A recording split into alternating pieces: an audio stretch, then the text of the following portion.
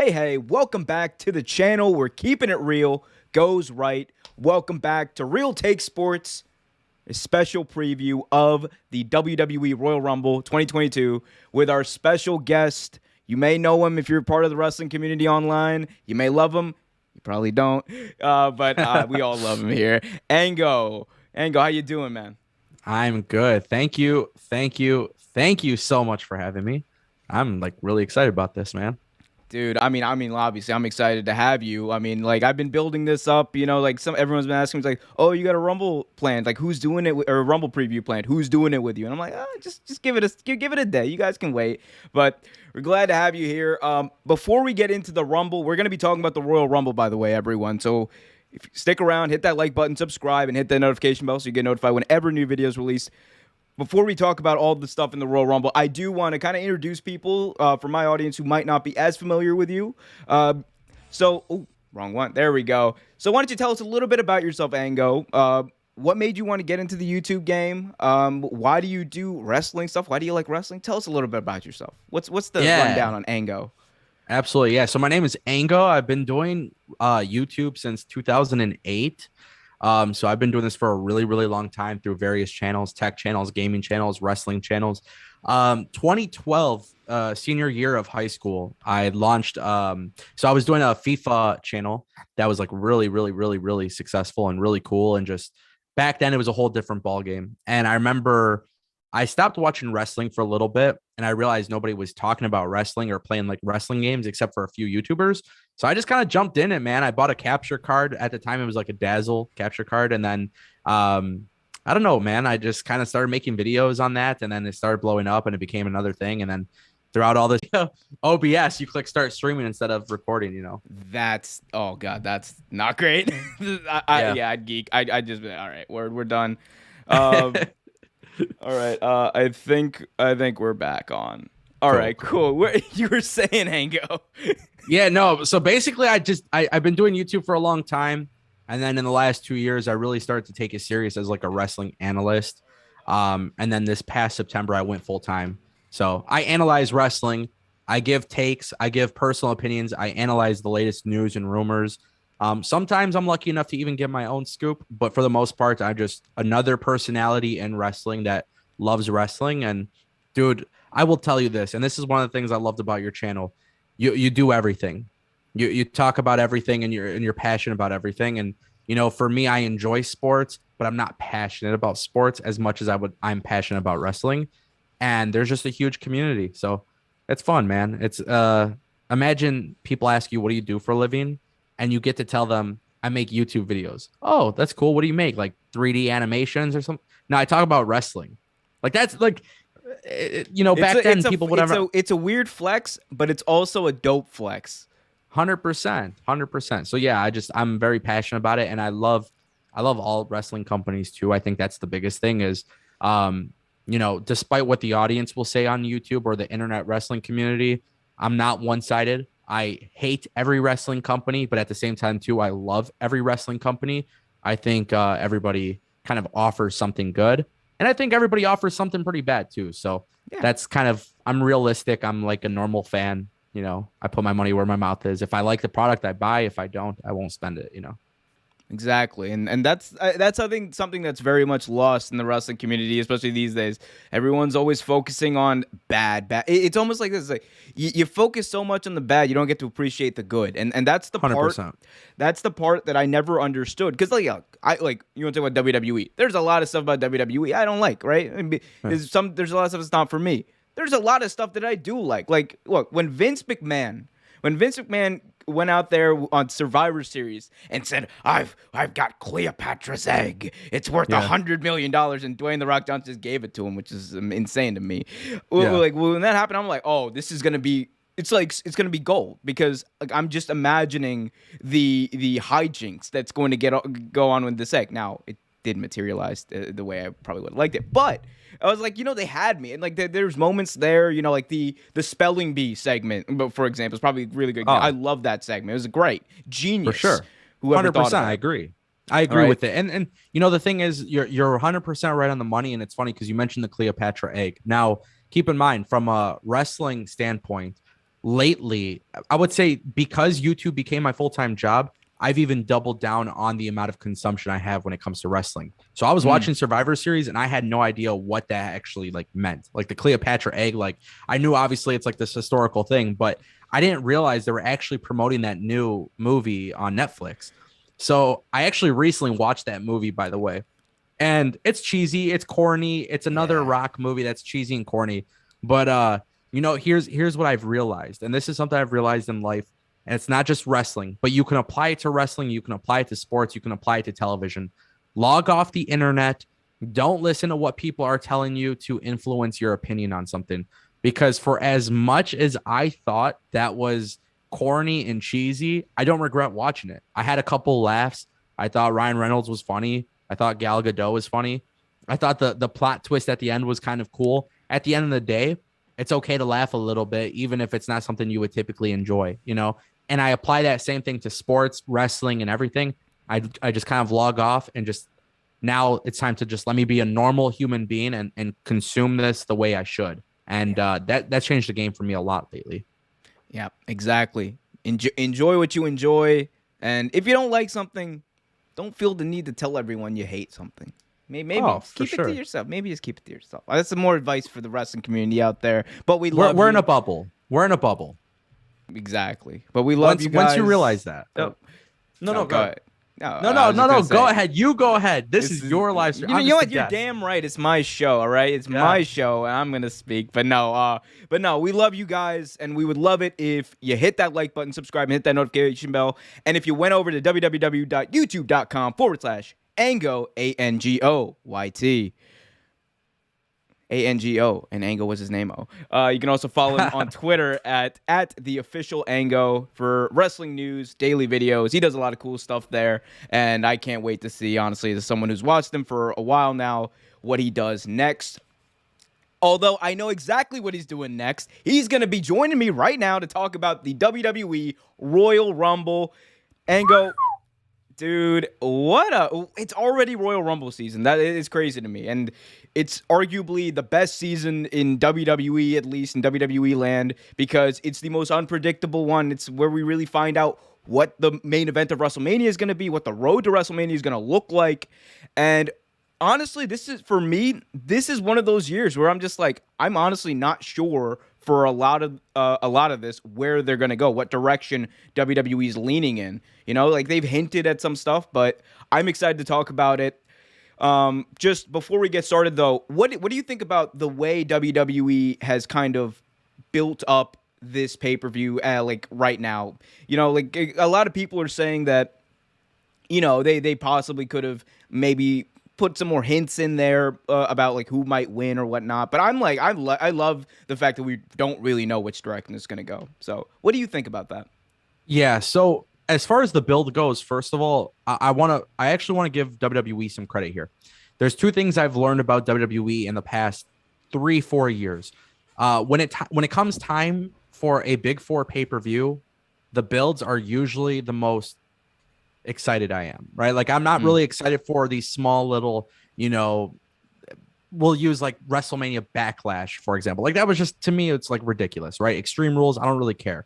Now, I go into those shows with an open mind. However, when it comes to the Big Four, I have big expectations. This year was the first time where I was like, dang, I really don't know what to expect here. I really don't know what I'm getting when I turn on Raw, SmackDown, NXT. So this is the first time I've seen a build for a pay-per-view where I'm just literally like, I can guess and guess and guess. But based on the way that they've actually built the pay-per-view, I'm just more excited to see how it plays out because it's a good build. It's getting me excited. They're not really hinting at things, but they've done something a little bit different this year. And that is they are announcing more and more participants and surprises before they actually happen. Now, at first when that happened, I was like, I don't like this. I don't like the idea of them ruining a surprise because that's what Royal Rumble has always been built on. However, I think this is the year where the biggest surprise is actually not the participants, but it's going to be the outcomes. And that to me is why I'm super excited about the show. And I do genuinely think that approach to this pay-per-view is going to be one of the best approaches I think we're going to see in modern WWE history. Ooh, I love it. I love it. He's laying down the deck and he's like, it's going to be epic. You heard it here first, people. You heard it here first. All right. So let's start talking about the card. First up, we have the mixed tag team match between Edge and Beth Phoenix. Beth Phoenix making her return to team up with her husband Edge against The Miz and Maurice. Again, it's a mixed tag team match, and Miz and Maurice seem to always find themselves in a good old mixed tag team match this time of year. I'm really happy they didn't wait this out until WrestleMania to do this, because people were talking about how they're just gonna have some run-ins, maybe Edge gets eliminated by The Miz in the Rumble or something like that. I'm just like, dude, get it over with, get it done. We want to see it. It's a cool thing. I love Beth Phoenix and Edge teaming up, but I'm happy about that. What do you think about this? Because there's also a little bit of an opinion from some people that maybe this Edge and Miz feud, which was already kind of waning already around the time of day one, maybe it's gone on a little too long. What do you kind of think about that and the build for this match in general?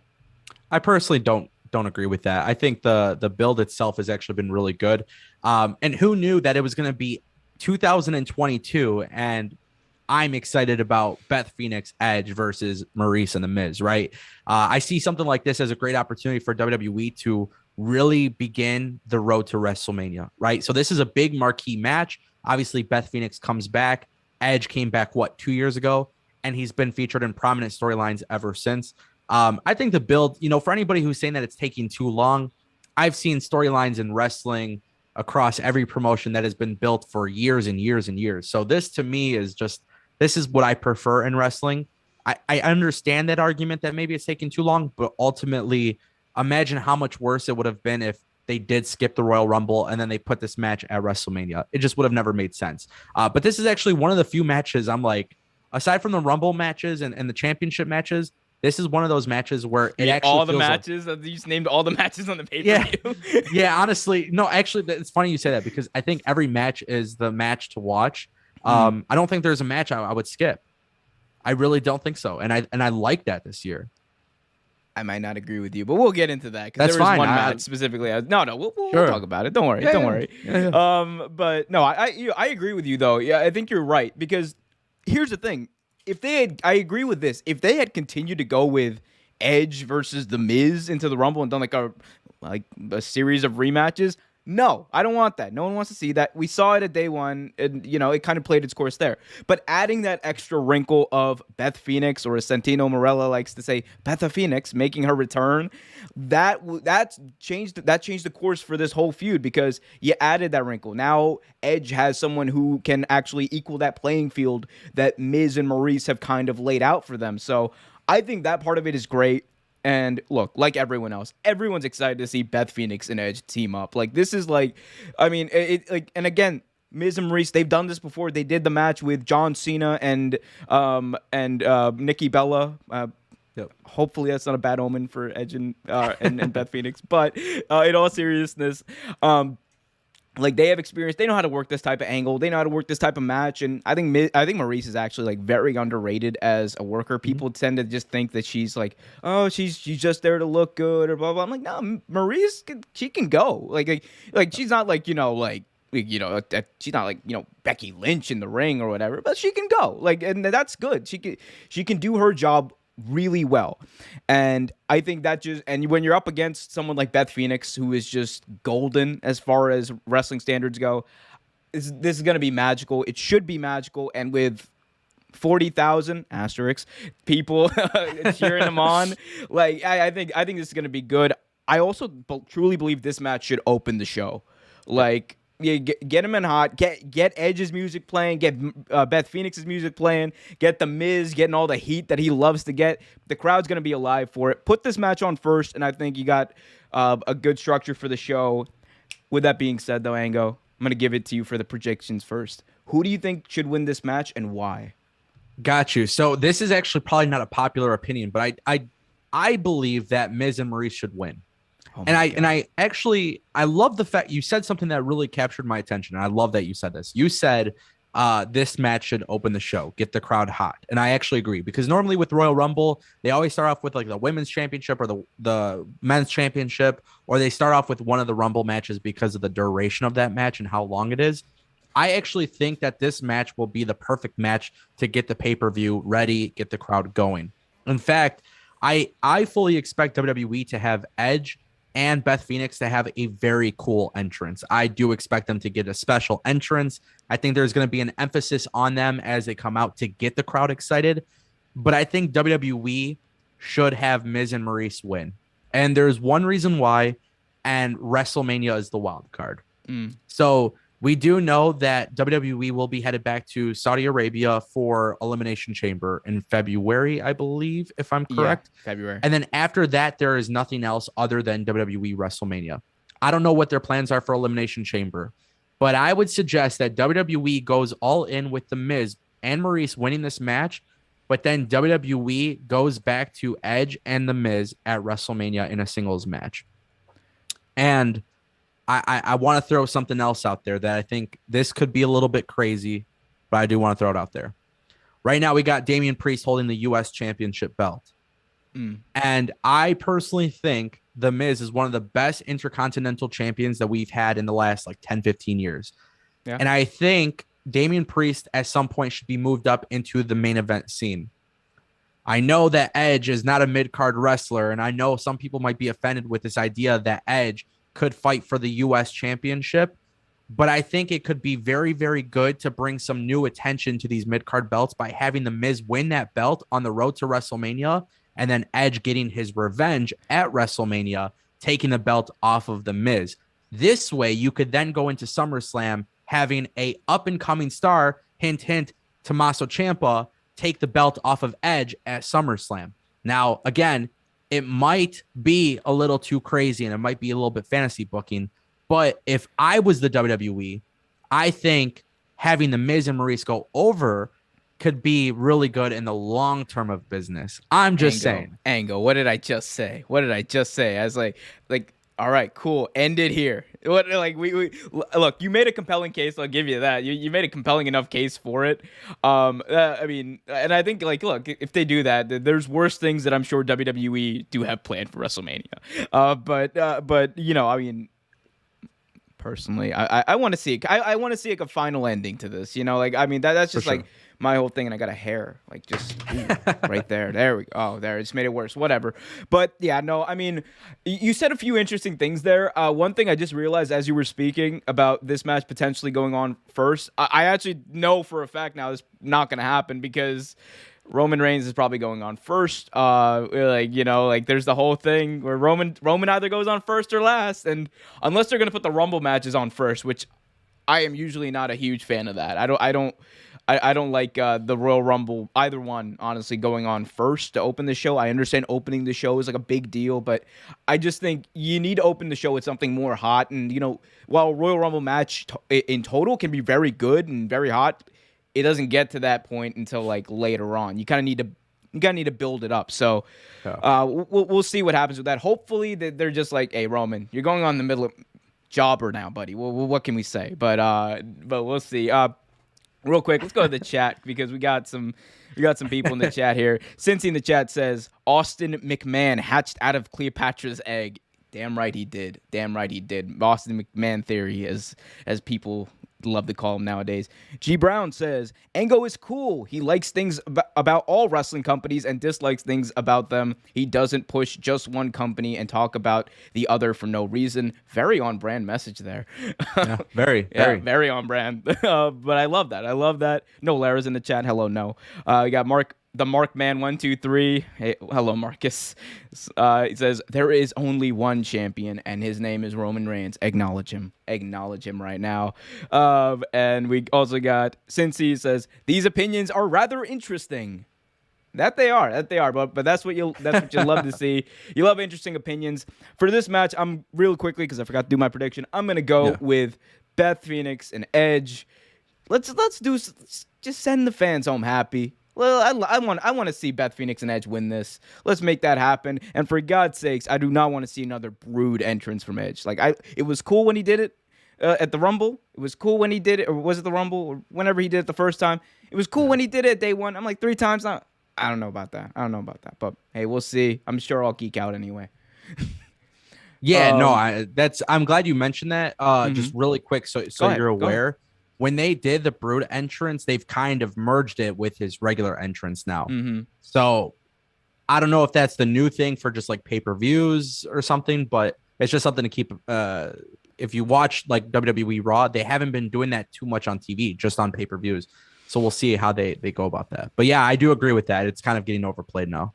Yeah, I mean, it's a little too gimmicky, I think, for where Edge is at this point. Like, for sure. They did it once for the nostalgia. I get it, and it was cool. But I'm just like, all right, cool. And he doesn't need to be doing the brood baths and all that. That's a little too much for my taste. And again, I'm a hypocrite. I like the Fiend, but it is what it is. Guys, I like the Fiend too. So it's all good. It's all good, guys. Continuing on, we have the real main event, as some people would love to say, Roman Reigns versus Seth freaking Rollins for the WWE Universal Heavyweight Championship. Seth Rollins versus Roman Reigns. And it's a different playing field than we've seen these guys be at before, because before there was always the dynamic of, Roman being, good guy Roman, him having that perception of being pushed down the fans' throats, and then Seth usually being like, like a dick heel, which is what he is now. He's always like, I just feel like Seth Rollins is just perpetually a dick heel. Anyway, so Roman Reigns versus Seth Rollins. What do you think about the way we've gotten to this match? It's been an interesting ride, to say the least, over the last number of weeks on SmackDown. And what do you think the result will be? Well, this is always a tough one, right? Because a lot of people don't realize that there was actually rumors that Seth Rollins was going to move from Raw to SmackDown. So that was a thing that we were covering on my YouTube channel as far as news and rumors goes. And it just so happened that Roman had tested positive, and that kind of changed plans and basically forced WWE to move this storyline faster than normal. Here's what I will say. I love these two guys being in this feud, and I think the way they've been building up the feud, I think Seth Rollins plays this character, this persona, in such a great way, because they're both heels. Like, they have like this weird dynamic right now. It's something we haven't seen from these two in a storyline, which is why predicting this match makes it so difficult, because I think the result of this match is largely based on Lesnar and Lashley. Right. And that right there is what makes it tricky. So my predictions could very well change based on my opinions on the other match, but I will say the build up to this match and what they've done thus far actually has me more excited about this than any other match on the card, believe it or not. And that makes it difficult to predict. I don't know if I can necessarily give you my full prediction on this particular match, because I have to talk Lashley and Lesnar as well for this to make sense. Okay. Well, I'll give you some time to explain your whole situation, because I'm interested. I'm genuinely interested. I'm going to be very blunt about this. I've not enjoyed the build to this match at all. I have really not. Like the Edge and Kevin Owens stuff is entertaining or whatever. I'm just tired. I'm just tired of seeing Seth Rollins. I'm not gonna lie to you. It's so weird. He actually turns me off now, which is like a weird thing to say, because I still think Seth Rollins is pound for pound one of the best performers there is in pro wrestling. I still think he can be one of the best promos in wrestling. I'm mad they kind of got him away from the Monday Night Messiah, because I was really interested where that was going. The Drip God, the Seth freaking Rollins, it just doesn't do anything for me. Like, and I just find myself, and even when Roman's in there, and everything Roman does is compelling, right? But even when Roman's in there, I just find myself very quick on the trigger with my DVR. I'm like, all right, cool. We don't need to. Seth Rollins gonna, I'm Seth Rollins, and I'm gonna win the WWE Universal Championship. Like, I get it. He's a guy who can talk with his nose. I understand. But I don't know. Again, it has felt unspecial and just something they're doing. That's what I think of this feud. To me, it's just something they're doing to kill time, which I understand. That's a lot of wrestling, right? You got to fill time. This is filler. But again, I just think the way Seth has been presented, I understand it's to get heat, and people who love that, mazel tov to you. I'm very happy you're enjoying it. It's just not for me. But I think Roman should win this match, and Roman will win this match. And I think the end road here, because it doesn't look like they're going to do the Brock versus Roman title for title match.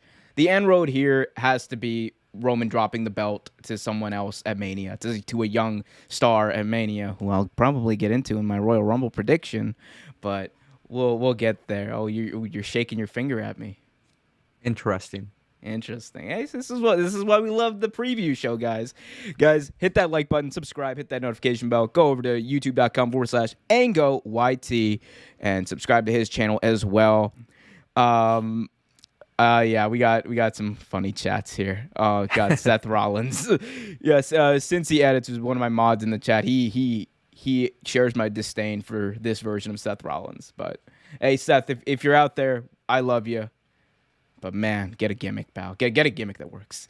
Anyway, moving on. Let's talk about the WWE Championship match that Angle was very eager to talk about.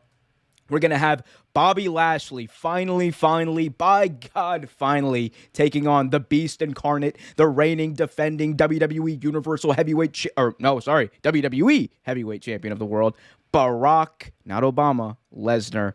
Brock Lesnar versus Bobby Lashley. We're finally getting this match. It's almost been a year in build as Bobby Lashley. I remember he sent out a tweet like a year ago where he said he wanted Brock Lesnar.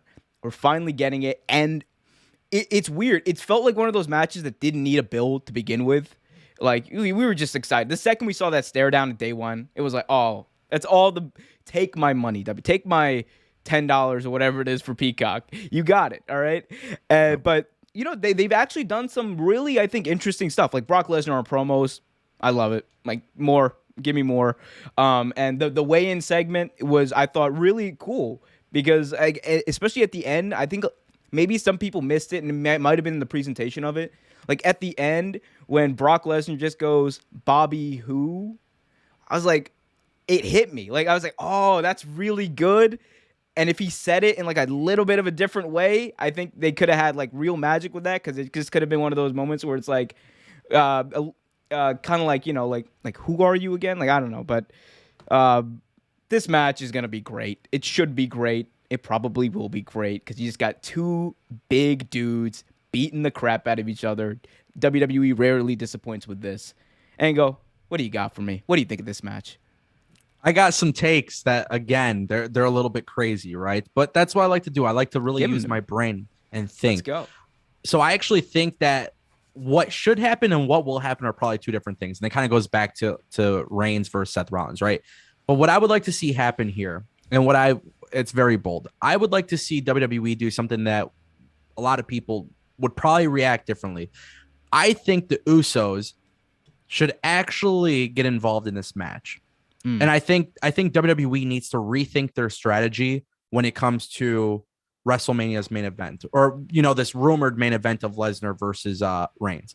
So I see two things happening. One of two things happening. I could see the Usos taking out Lesnar, costing Lesnar this opportunity to be champion, and then Lashley winning the match, which then brings Brock Lesnar back to SmackDown, feuding with Roman Reigns, who successfully defeats Seth Rollins, right? Mm-hmm. However, and I think that's a very safe bet, right? I think it would be a cool thing for Lashley to get the win, even if it's a little shisty with, Lashley getting some help from Usos or whatever, no matter what, I think these two matches are probably going to have shenanigans, right? But I can see the case of the Usos coming out, costing Lesnar the match. But I can also see a situation, right? And bear with me here, but I can see a scenario where WWE actually has Lashley lose clean to Lesnar. So Lesnar completely just wins, goes on to main event WrestleMania champion versus champion. I know the rumors that are out there suggest that that's probably not going to be the case. I think WWE actually might do that because that would be the biggest match. And I'll explain why in a second. But I can also see a scenario where, and again, you got to bear with me because it's like a lot of things flying in my mind. Explain. But I can see a situation where Lesnar wins clean. They do champion versus champion. I can also see a situation where the Hurt Business completely reformed together. MVP, Shelton Benjamin, Cedric Alexander. However, I don't see that actually being the case with them Didn't they attacking. just break up like They like did. last week? They did. Again? So this is why, again, this is going to be a little bit chaotic. But I suggest that maybe they form a super group. The Hurt Business with Lesnar and Lashley. Or I'm sorry, not with Lashley. The Hurt Business joining Lesnar. So MVP would not obviously be included, but you would have a scenario where Lesnar is with Shelton Benjamin and Cedric Alexander and Paul Heyman, and they start forming this group that actually ends up taking out Lashley. Right? Okay. So you have this new super group. That's because Lashley canceled them. Or you could do a scenario where the Hurt Business actually joins together. So keep in mind, the Hurt Business joins together, completely wipes out Lesnar. This was all a ploy to distract Lesnar from the possibility of the Hurt Business. Again, so now we don't have the Usos involved. We have the Hurt Business. And the Hurt Business reforms, takes out Lesnar. Now you have Lashley. I think there needs to be some sort of shenanigans here. Because if Lesnar does not walk out as WWE champion, Lesnar is going to win the Rumble.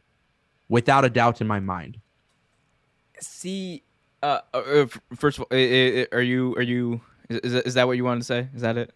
I mean, there's so much more heat that I got for this because I still have to tie it into the SmackDown match. But go ahead and say what you got to say. So we're gonna pause there because you said a lot there again. For sure. So I just want to say, like, going back to the title versus title match and how we could have got there. I thought that there's a very simple story that I think WWE, if the plan is to do a title versus title match, there's a very simple formula in place to do that, right? Because Roman at this point has done a lot of things. He's been the longest reigning Universal Champion of all time, right? He has, he's been champion multiple times. He's won the Royal Rumble, main event of Mania, done all that, right? Yep. Roman's a made guy. But to me, I've always looked at the Brock Lesnar thing, and I think now it's like the perfect time to do it, which is I'm kind of frustrated with the way WWE's kind of booked this, right?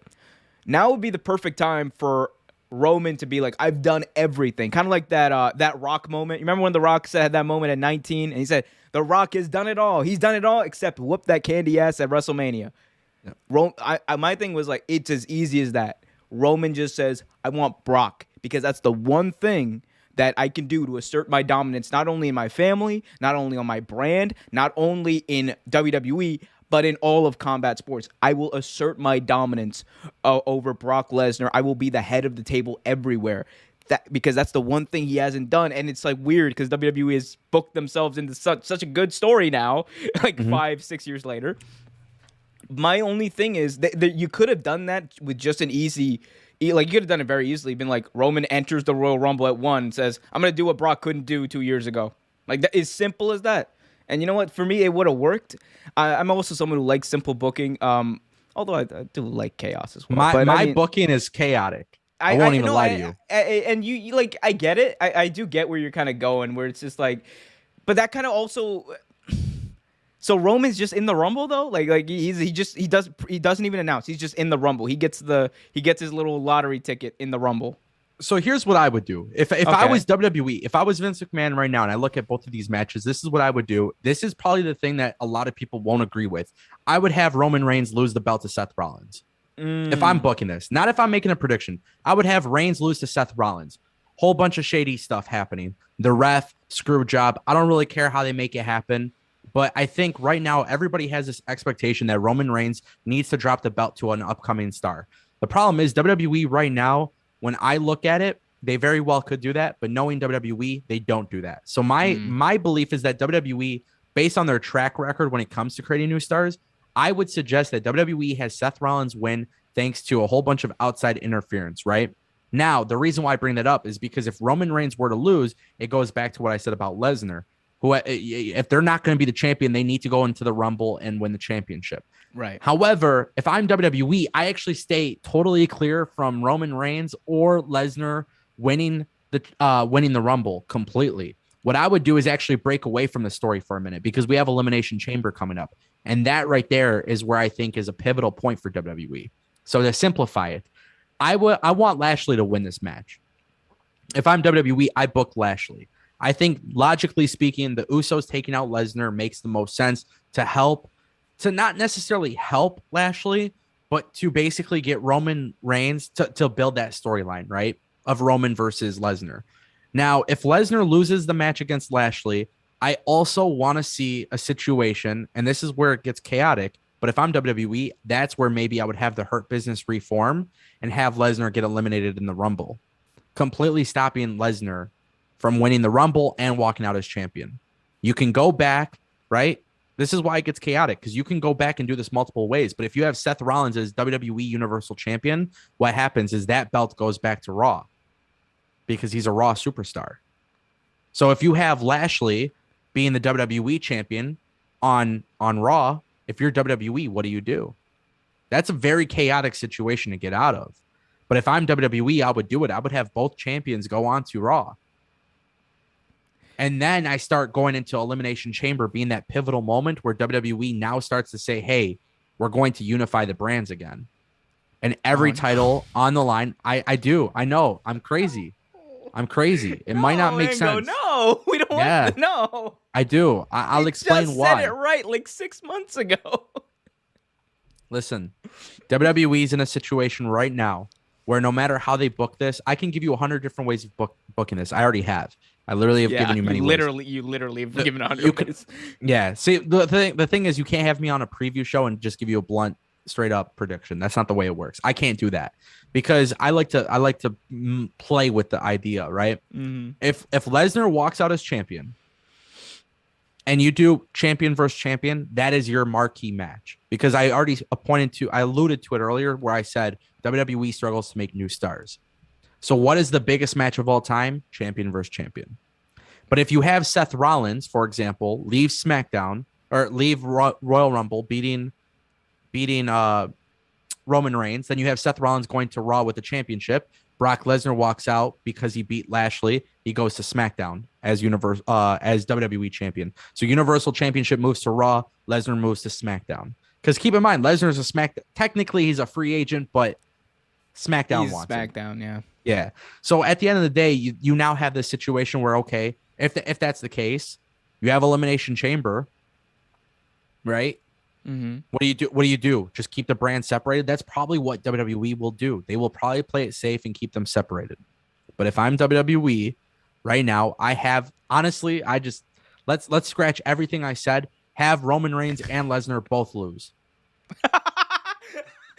I love it. You built everything up so methodically. Just have them lose. And then you're like, just have them you know lose. what? No, fuck it. Have them both lose. Have them both lose. Have them both lose. Have them both lose. Yeah. Because here's the thing, and let me just point out too, because as chaotic as it gets and as fun as I have with this fantasy booking stuff, realistically, what I expect to happen is this. We will be shocked by the outcome. WWE is not creating a new star. They're going to do something that blows everybody's mind, and I think the right way to do that is reform the Hurt Business. Actually, you want to have a little bit more fun? Have Lesnar and Lashley and Cedric Alexander and Shelton Benjamin and MVP and Paul Heyman lead the new Hurt Business.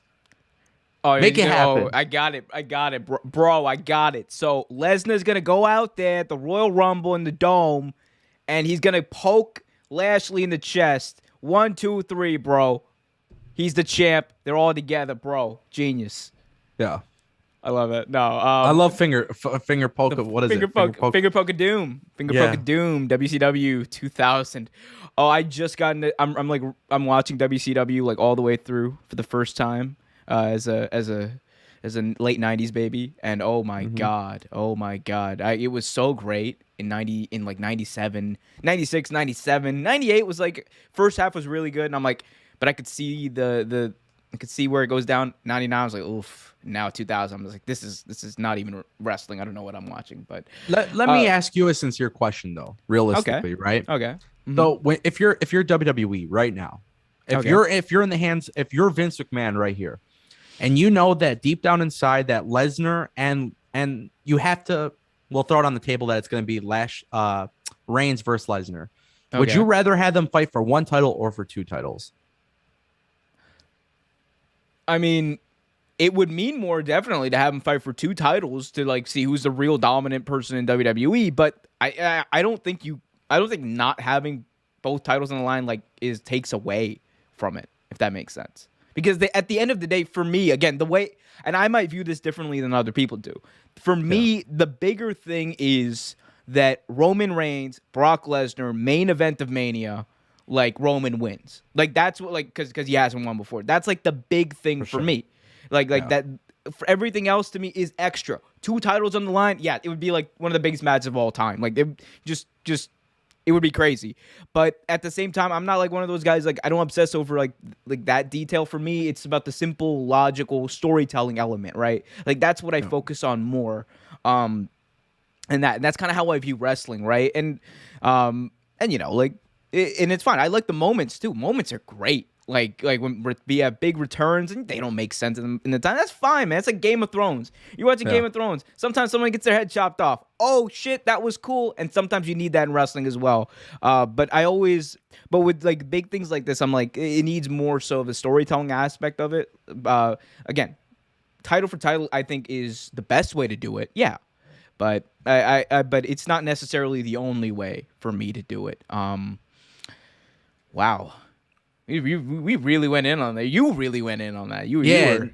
I have. See, the thing is, my strategy is this: you fantasy book absolutely anything and everything that's possible. So then, if it does happen, you get to go on Twitter and tell everybody you were right. That's the strategy, buddy. I got off Twitter for that reason. I got off Twitter for a lot of reasons. Twitter is just like oof. But hey, you guys can go follow me on Twitter at OmerQ Show, OMERQ Show, and you can follow Ango on Twitter as well at the official Ango as well. We got Cincy Edits in the chat. He really likes your fantasy booking. He's like, this guy will book anything. He also says the Hurt Business break up every 5 seconds. Not untrue. That is true. We also have him saying that Brock should never drop the belt. Milk Farmer Brock is God tier. Man, it's hard to debate that. It is hard to debate against that. I agree with that. This is just to make a very clear point. Brock as a babyface right now has actually been the most enjoyable thing about WWE TV. Oh yeah, because it's unexpected. We didn't, at least for me, I did not expect a huge babyface run for Brock, and it's kind of weird because I do kind of like. If he hasn't been so dominant for so long, I would say just give him the belt, but push him to the moon, bro. Yeah, bro, he comes out in a vest with his arms in a sleeveless shirt, completely ripped. It's like, here's bro, the thing, they're selling Lesnar that shirt. was always. I feel like Lesnar was always capable of this, right? I think there was this weird thing because remember when he came back in 2012, they had him cut his own promos for like a little bit, and it just wasn't working out, right? And I think part of that was just him being nervous. But if you go back to like 2003, I remember watching Lesnar in like 2003, like that feud, like especially that feud he had with Eddie Guerrero, like that's like right or at 2003, 2004, whenever that was.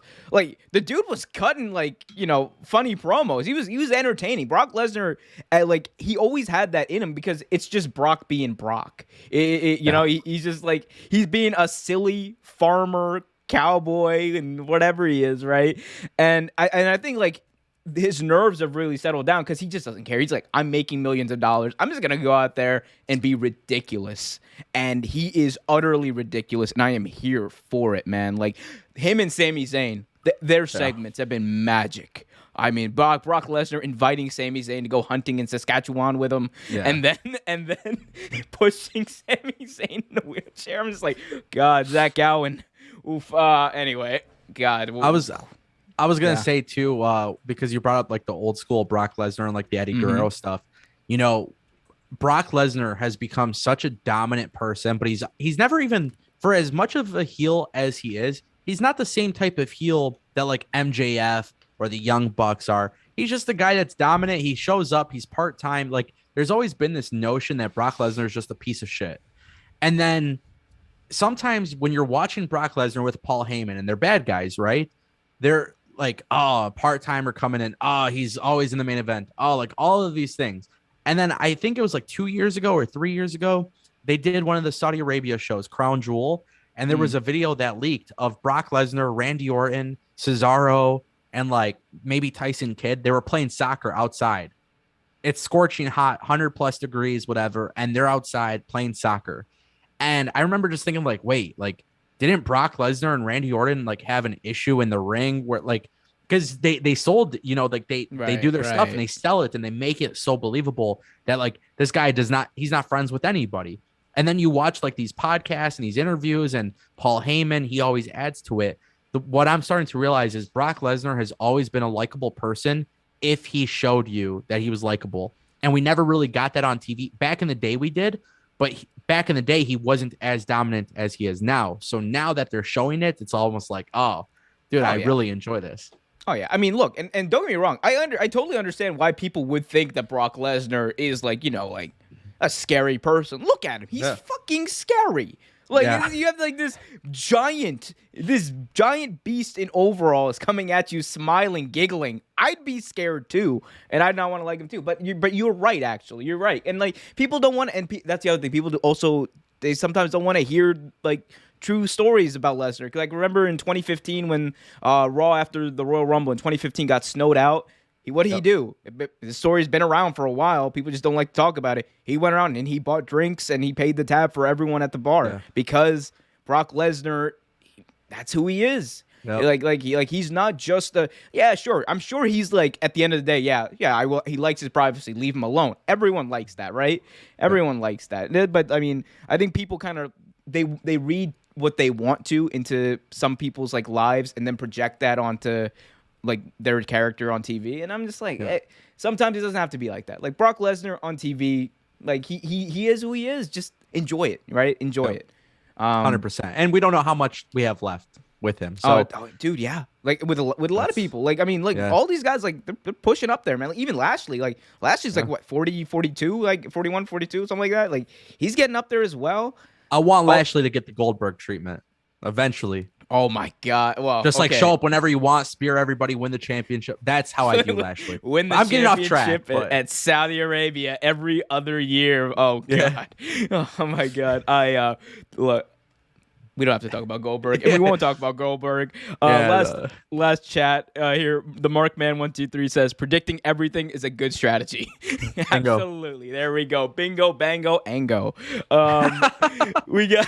Let's move on. Talk about the Raw Women's World Championship. We have the reigning, defending Raw Women's Champion Becky Lynch versus Doudrop, and this has been interesting because, you know, Doudrop, aka Piper Niven, she started off with Eva Marie doing that whole thing, being her heater, and she's kind of come into her own recently. Like, I've noticed that. Like, she's really come into her own, and she's showing a lot of what we saw of her before she came onto the main roster in WWE, and I really like that. She's just going out there and beating people up, and like sometimes it's really simple. Sometimes it's really simple. Big person beats little people up. That's a very simple concept. I like that. And I like the fact that how she's been highlighted in this feud. And Becky Lynch, like, you know, heel, face, whatever. She is one of, if not the best promo in the company, in my opinion. Like, she just turns everything into gold. But what do you think about this angle? What do you think about the way this match has been built up? What do you think about Piper Niven? Does she have a shot? Yeah, so first of all, I do want to say I actually 100% agree with you, especially when you go back and look. For anybody who's watched Doudrop when she was Piper Niven, when she was on the indie scene, when she was in NXT UK, everybody who knows what she's capable of doing knows that what we're seeing right now is probably the closest it's been since she's been on the main roster. WWE really sold me on this match this past week when they did the split screen segment, backstage, the interviews. And Doudrop takes off her mic, goes backstage, and then she goes and attacks Becky Lynch. And I even tweeted this out. I said, why don't people do this more often? Like, they're in the same building. You know that somebody is distracted because there's a camera crew, there's a lighting crew, there's all these people setting up a thing. It should be a more, like, if I was a wrestler and I saw that my competitor was just down the other room, down the hall, like, I'm going to take off my mic. I want this championship. I want to go in with this advantage. I want to go beat them up. I loved that segment. But what I loved about it too, really quick, just so I can mention it, not only was the promo good, but her attacking Becky sold me on this match. I still think Becky wins. I agree with you on a lot of that. The one thing I will say, I have a few pet peeves in wrestling, like a few wrestling tropes that I don't like. One of them is sneak attacks from the front during interviews. I am not a fan of that. I see that. Yeah. It didn't make sense. Like and again, it might just be a personal thing, but it's one of those things where I'm just like, oh, that really took me out of it. Like, you're telling me you didn't see Piper Niven coming in front of you, but hey, look, that's a WWE whatever. production thing. That's WWE's production. Yeah, I get that. I know. But I will agree with you, dude. Split screens in wrestling, period. Like AEW started doing them more in like in-ring promos too. Like I noticed that with the Malachi Black Pac segment or Pac. Sorry, I've always been mispronouncing his name. And then last week, and they always do it on Rampage with big old Mark Henry. It's time for the main event. I love that. But yeah, no, dude. I mean, you're right. Like it is. We're seeing a different side of Doudrop, and I think it's good because you're seeing the general audience has gotten to see it, like the more casual wrestling audience has gotten to see it, and I think there's a lot of people who are going to be rooting for Doudrop. Actually, like she's so good. Like I've said this before. Like sometimes, like you don't know how good people are. With sometimes how they're booked. She is like even what she's doing now. She's like twice, maybe three times performer in reality of like what she really is, or how she's being booked. But I mean, in the past at least, like now she's being booked very well. But I love this. I love Doudrop. Becky Lynch is winning this match. I'm sorry, for sure. It's just winning this match. My belief though is Becky should win because I think, and maybe I'm wrong, and you could tell me if you disagree. For as a lot of the crazy shit that I talk about in wrestling and fantasy booking, I actually think the story of Doudrop dropping the name, going back to Piper Niven or whatever, I think this could be a start of that. I don't know if WWE would do that. I know reports came out that Vince was really high on Doudrop. There was something that came out that Doudrop was supposed to be on the show literally for 2 minutes. And then Vince was like, no, like I want her in like 3 or 4 different segments. And a couple of weeks ago, literally, she was like all over Raw. So if those reports are true and WWE is high on her, I think this is actually a perfect opportunity to say, you know what? Let's actually have you lose. Let's go away from that dumb name. Let's go back to presenting you a little bit more serious. And then, maybe form a tag team. I don't know. I don't know what they do like after that, but I do think this could be a good opportunity to start actually telling some stories with people who aren't actually in the title picture, if that makes sense. I fully agree with you. And look, they WWE have shown in the past that they can tell compelling stories. I hope they can do it more consistently than they have been doing because it just hasn't been consistent. And you can say the same thing about any wrestling company. They all have inconsistent storytelling. But I mean, I want to see people have feuds outside of the title picture. I agree with you. I think like you're in wrestling. Well, what's the end goal of wrestling? Well, I got to beat someone so I can get into the title picture, and then you can build feuds along the way. It's very simple. For sure. Although sometimes you gotta. I don't know. No, I'm not making any jokes right now about WWE's booking. We're gonna continue on. We're gonna carry on here with our predictions and move on to the Women's Royal Rumble match. A lot of news coming into this match, I should say. Obviously, the biggest piece of news was the fact that the Impact Wrestling Knockouts champion, Mickie James, will be returning to WWE for one night only, kind of like those old Impact pay-per-views, one night only, Joker's Wild. Yeah. But she will be returning for the Royal Rumble. She will be entering the Royal Rumble. And WWE, like you said at the top of the show, they actually announced this beforehand, which surprised a lot of people because usually they like to keep those surprises close to the belt. But I actually like them kind of announcing this, building up hype, being like, hey, Mickie James is going to be in the Rumble. We know you're going to watch, so watch it. And people are going to watch it because it's huge. The Forbidden Door or whatever WWE is going to copyright it as, because they can't copyright it as Forbidden Door. But it's open. They also brought in Lita. There's rumors that they might need to bring in other people. They probably do because the main roster on the women's side is a little thin, to say the least, as far as talent. But what do you think about this? What do you think? Give me the landscape right now of the Rumble. Not predictions, none of that, but just what do you think about this? The hype coming in. First of all, congratulations to them for getting people to talk about the Women's Rumble match because that right there, I feel like there's more people talking about this match than any other match. And Yeah. as much as I had a lot to say about Reigns and Lesnar and everything. To be honest with you, this is the match that I think I'm really excited about because there is so many different things you can do. And WWE, again, it kind of goes back to what I was saying earlier about, they've announced so many of the surprises already that I think the winner is the bigger surprise. Um, Announcing that an Impact Wrestling Knockouts champion is going to show up with their belt at the Royal Rumble is unheard of in WWE in modern history. So imagine you bring in, and this is coming from somebody who is, since 2018, I have bought every single Impact pay-per-view. Now, I grew up a huge TNA fan, but when Hogan and Bischoff came into TNA and ruined it, everybody got disconnected. And, there were so many things about Billy Corgan buying TNA and Dixie, and there was lawsuits, and then Anthem came in. So I've been watching Impact religiously since 2018 to support them because I saw what was happening. They were leading this change. So when I see that Mickie James, and I don't care what the reason is, I don't care if WWE is trying to look better because of this or because of that, or if AEW's influence, that stuff doesn't matter to me. Those conversations aren't relevant whatsoever. The thing is, this is not something that WWE typically does. The fact that they're doing it, by the way, they're not doing it with Roman Reigns. They're not doing it with Brock Lesnar. They're not doing one of these dream matchups like that. They're doing this in a women's match that definitely needs talent in this match. And they're bringing a champion from another company. Keep in mind, WWE doesn't recognize other companies, let alone put another company's championship belt on their program. So for me, the hype is there. I think look, when Mickie James walks down that ramp with the belt and commentary mentions that she's Impact Women's Champion, and if it even shows it on the nameplate when she comes out, number 5, Mickie James, Impact Knockouts Champion, that to me is worth all the hype, all of the build. Regardless, I think that is bigger than whoever actually wins this match, to be honest with you.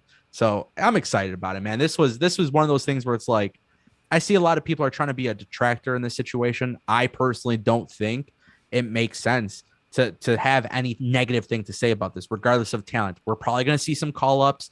We're going to see some returns. We got the Bellas coming back, and we've been told this entire time the Bellas can't wrestle. Nikki can't wrestle.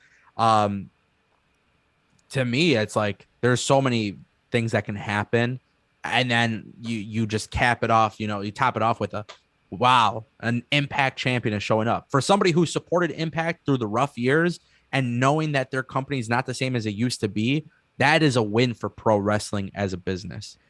You're absolutely right. I mean, like, having this is huge for a lot of people because, I mean, you obviously mentioned Impact there. It's big for Impact because obviously they're going to have one of their world champions in the Royal Rumble match. Like, that's a big deal on WWE pay-per-view or premium live event. My bad. But yeah, it's an enormous deal. Even if like you said, they show the nameplate.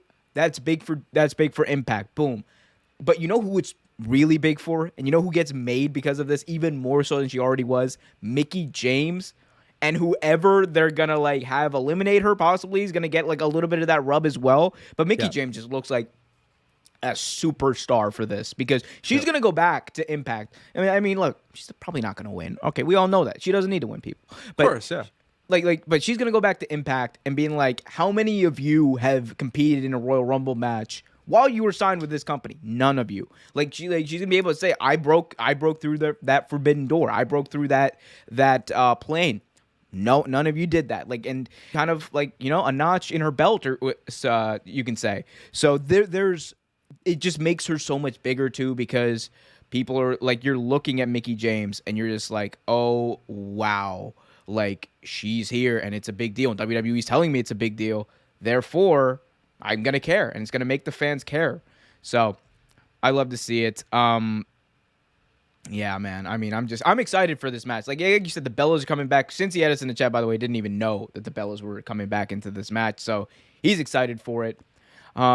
That gets to the point, Ango. What do you think about this match? Who do you think?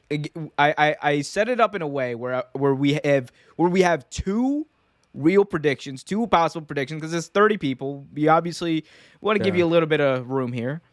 So I'm going to give you sure. So I'm going to give you 2 real predictions about who you think could win, and then give me 1 surprise upset prediction. For sure. So 2 that could actually win. I think Bianca Belair being back to back would be massive for the company, and I'm just a huge fan of Bianca Belair, so that to me is very possible. One that is not a surprise because she's in this match, she's advertised for this match, is Shayna Baszler. So I like the idea of having Shayna Baszler win the Rumble as well. It could be very interesting to see if WWE would move forward with that. Now, with that being said, if I have to pick a surprise, I 100% lead with Ronda Rousey. I think Ronda Rousey and Becky Lynch is the match to make to main event WrestleMania. I don't know if Ronda Rousey is coming back. I know there's been some reports and some rumors. I've been talking about it on my channel. I believe so I will tell you something. I spoke to people about a year ago or before Ronda Rousey was pregnant. And the thing was like, is there a chance that Ronda Rousey will ever come back to WWE? And the belief was that there's nothing certain about it. Like, she wants to go be a mother, go work from home, like do her own businesses and stuff like that.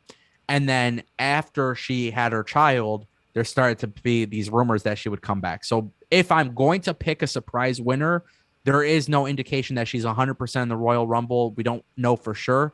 But if I'm making that surprise prediction, I would have Ronda Rousey win it, because that match between her and Becky is literally groundbreaking, surprising, completely shocked.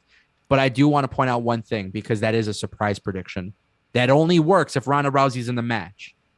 That only works if she's in the match, because if she's not in the match, then I don't think there's another surprise that happens. Maybe you have a different surprise that you're thinking about. I don't know. I just don't think there could be another surprise other than Ronda Rousey. Well, we got the biggest surprise. You is Santina Morella. You get her back. Yeah, remember they did that one year? They did. They did. they were so thin. Wasn't that last year? No. I think it was like it was either the first one or the second one. It was like 17 or 18. Like it was one of the first ones I remember, because I remember just like being like, I was like, really? Like, all right, come on, really? Like, yeah. 17? Okay. It was what? It was typical comedy spot. Spot, you know? Yeah, it was a comedy spot. But I was also like, you couldn't give that spot to someone else. Anyway, getting ahead of myself or getting behind myself. Either way. No, I mean the surprise pick is Ronda Rousey. Like, there's like, for every reason you mentioned, WWE, if they built a card with Brock Lesnar versus Reigns on one side, and then on another side you have Becky Lynch against Ronda Rousey as 2 main events, co-main events, like on each night, probably going to be like the biggest WrestleMania in recent memory. Like, that is, like, as far as build, as far as hype for 2 main event matches. So I mean, like, enough said there. We'll see what happens with Ronda. You guys can check out my stream for that right here on this YouTube channel on Saturday night. Thank God it's on a Saturday. Right. Anyway, but yeah, no. So that's my surprise. Ronda's the surprise, but I have my 2, and these are in like chronological order, I guess, or in order of who I think should win. I know a lot of people want Bianca Belair to win, and I agree. She's my number 2 here, and hey, it's okay. It's just an opinion. It's okay. I love Bianca Belair. I did not like what they did with her at SummerSlam 2021. I thought that they could have done what they did and then had her beat Becky at some point, but that apparently just never happened. So the only way to make sense of that would be to have her win here and repeat as the Royal Rumble winner, repeat as champion and going into Mania. And at that point, she'd be even more made than she already is. And you could do a lot with that. My number 1, though, and again, it is because, like I've expressed here, I am a stickler for storytelling and making things make sense. And for me, since Money in the Bank, I've seen like this thing with Liv Morgan, where WWE, they've had it. Like, they've had it multiple times. They've had multiple chances with just pulling the trigger on Liv Morgan, because she's gotten over. She's gotten a lot better. I think people like really sleep on that. She's like night and day at the performer she was when she debuted in the Riot Squad. And I think her day 1 match kind of proves that. But man, the only way to me you make sense of the past like 6 months of her booking, and her getting jobbed out to Becky Lynch and the botched ending of the day one match, which whatever.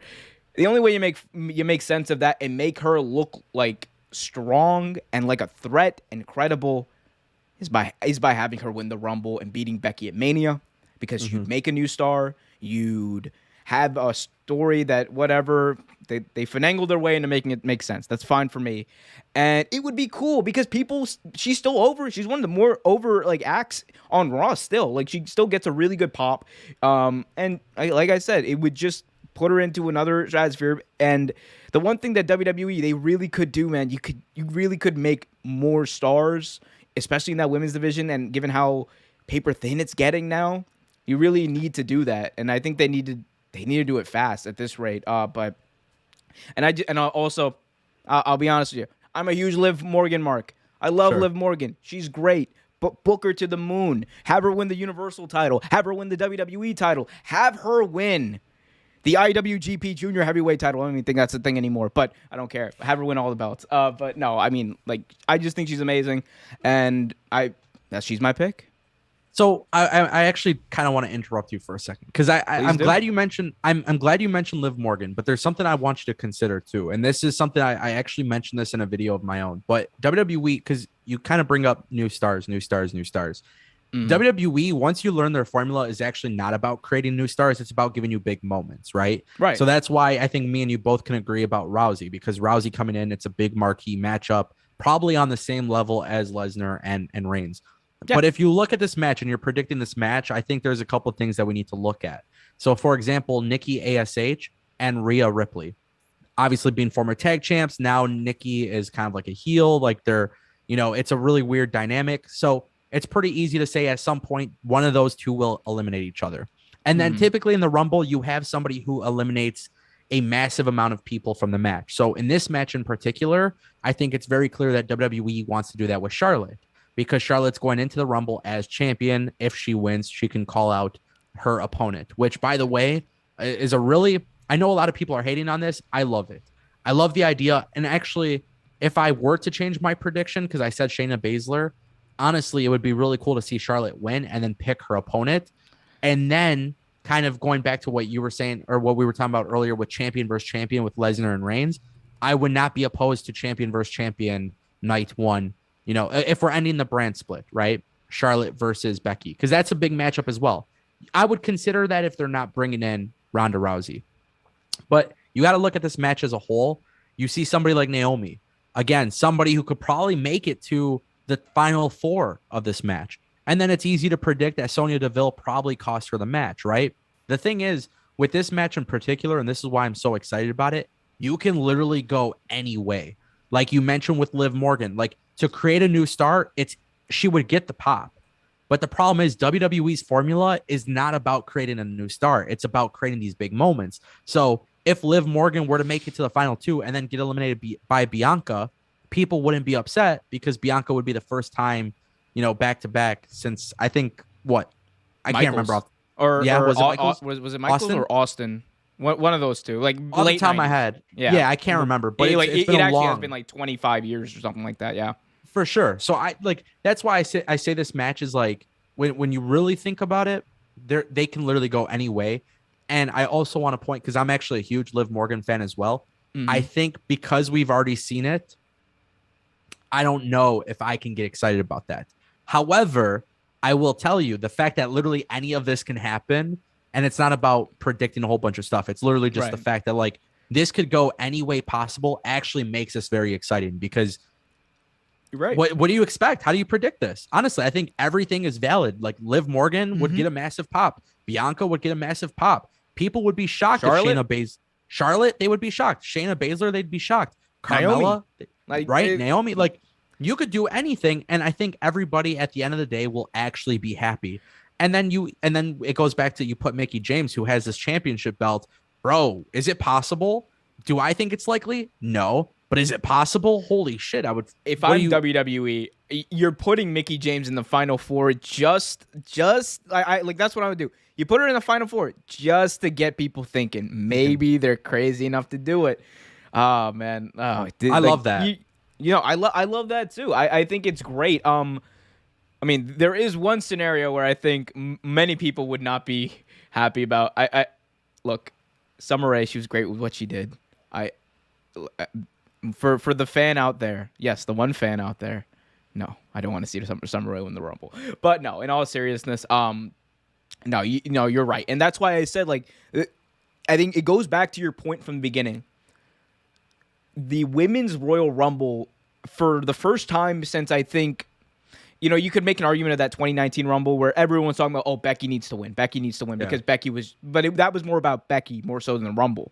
This is the first time where I think the women's Rumble has like drastically overshadowed the men's Rumble. Like 100%. Like it is like everyone's talking about the women's Rumble. The men's Rumble, you're like, oh yeah, I mean, it's happening. It's cool. But like, this is just like, oh my God, who could enter? Who could win? Like it's great. And that's the best part about the Rumble. That's why I said like, it's the best season in WWE because it's unpredictable. It lays the foundation of what we're going to see hopefully for the next few months and get us hyped for WrestleMania, the road to WrestleMania. Like, we love that. Yeah. Do you see a situation where if any one of these people win this match, do you think it's going to be disappointing? Any one of the people? Yeah. If Summer Rae won it, I would be disappointed. Yes. Okay. That's why I asked you because I'm very curious if people would be disappointed. To be honest with you, I wouldn't expect it. So if it happened, I would be more blown away that WWE decided to do it. Do I think it's going to happen? No, but I think that's the beauty of what's happening here, I think your screen went black. Let's see. Yeah, no, I get what you mean though. I do get what you mean. But it's weird. It's one of those weird things where anything can happen, right? And I'll speak more so to the people at home while Angle gets situated. But like again, that's the best part about the Rumble. Anything can happen. Anyone can win it. And when you have that dynamic in wrestling, it does create a great moment. It creates a great moment for the viewers at home. And again, Angle said, WWE is about creating moments. That's what we want to see. We got a few chats here where Cincy is just going crazy. We also got Jason Michael when he I'm assuming one of your fans says, "Sup guys, sup Ango. I got Britt Baker winning," which is amazing. I mean, Britt Baker, yes. Push her to the moon, WWE somehow. Jason Michael also says, "Agreed, Ango," to something you said. I'm assuming it had to do with the Women's Rumble. Also says, Cincy in the chat also says that I like having Mickie James in the Rumble just because it's interesting. And what if Mickie James won? Yup. Cincy Edits also says, Liv Morgan needs to win the title. Damn it. Big time energy right there. I love that, Cincy. Liv Morgan, push her to the moon. Push everyone to the moon. Let's all get there together, baby.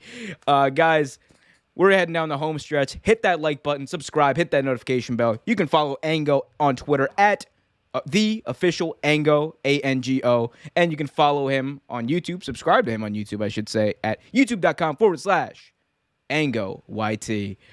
All right, Ango, we've come this far. Let's round it out.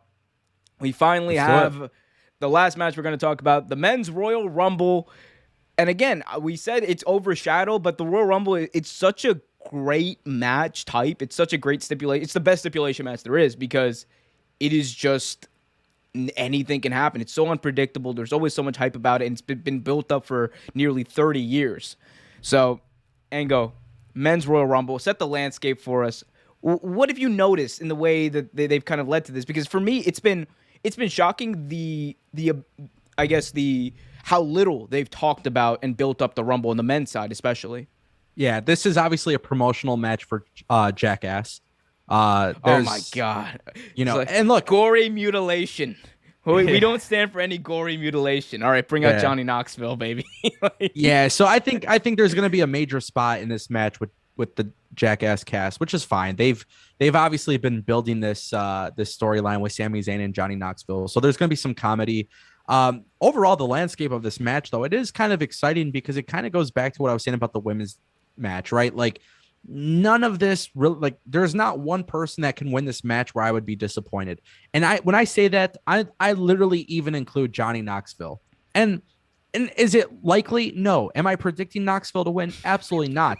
Is it smart of me to say that on a live wrestling YouTube show? Absolutely not. No. But I probably wouldn't be disappointed. And the reason why I say that is because I try to look at things a little bit more positively with WWE, because for so long, everything has been about Roman Reigns. Everything has been about Seth Rollins.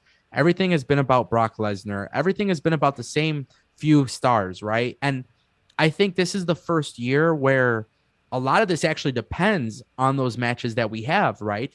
Lashley and Lesnar, depending on how that match shapes up, yeah, realistically, this match, we don't know if one of those guys can win this match or if they'll be in this match. Same thing with Reigns and Seth Rollins. But I'm not making my prediction just yet because I do have something I want to get off my chest when it comes to this match, but I do think it is extremely, extremely unlikely, but it is the thing I would like to see the most. And I have to hear your thoughts first, because if your thoughts are like really, really, really, really, really good, then I might have to hold this one back.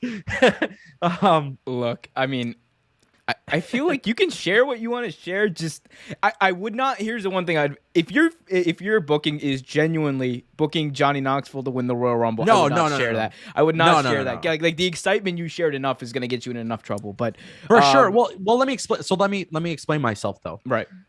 Do I want to see Johnny Knoxville win? No. Am I predicting Johnny Knoxville to win? No. Do I think I would ever put money on Johnny Knoxville winning the Royal Rumble? Absolutely not. Am I an idiot for thinking Johnny Knoxville will win? I don't think he's going to win.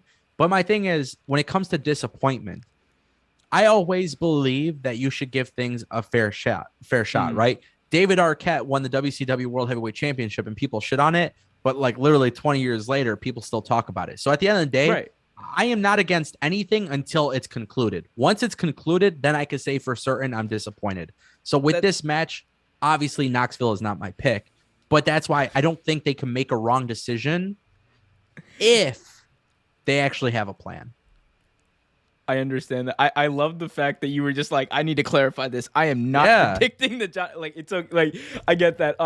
The one thing I'll say to your point about I also am one who I'm usually like the one who's like, oh, let it play out kind of guy. Yeah. I did that with the SummerSlam 2021 thing with Bianca and Becky, even though everyone was like, oh my God, it's going to be trash. I'm like, but there's a way it couldn't be though. And like, maybe it was just me thinking it. The one thing I will say though, that, and I might be a little more jaded than a lot of, than you or maybe other people.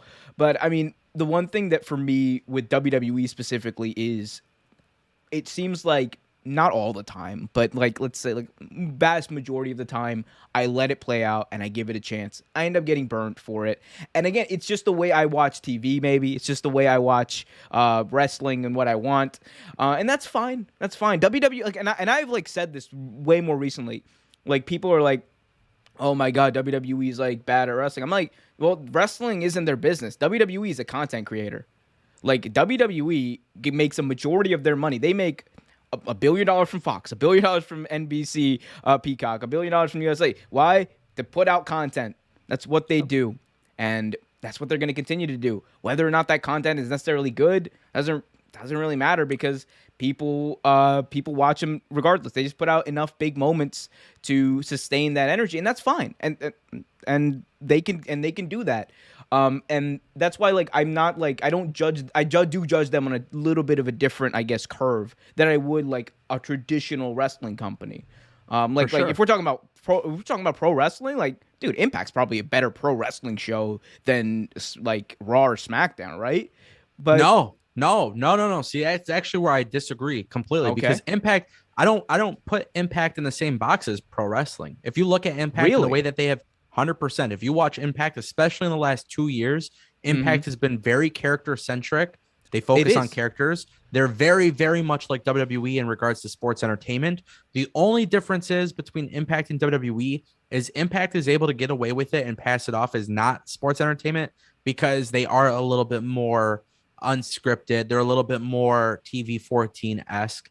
And also with Impact too, if you really pay attention, some of their characters, like Johnny Swinger, for example, if you watch Impact, like that stuff would not slide in WWE.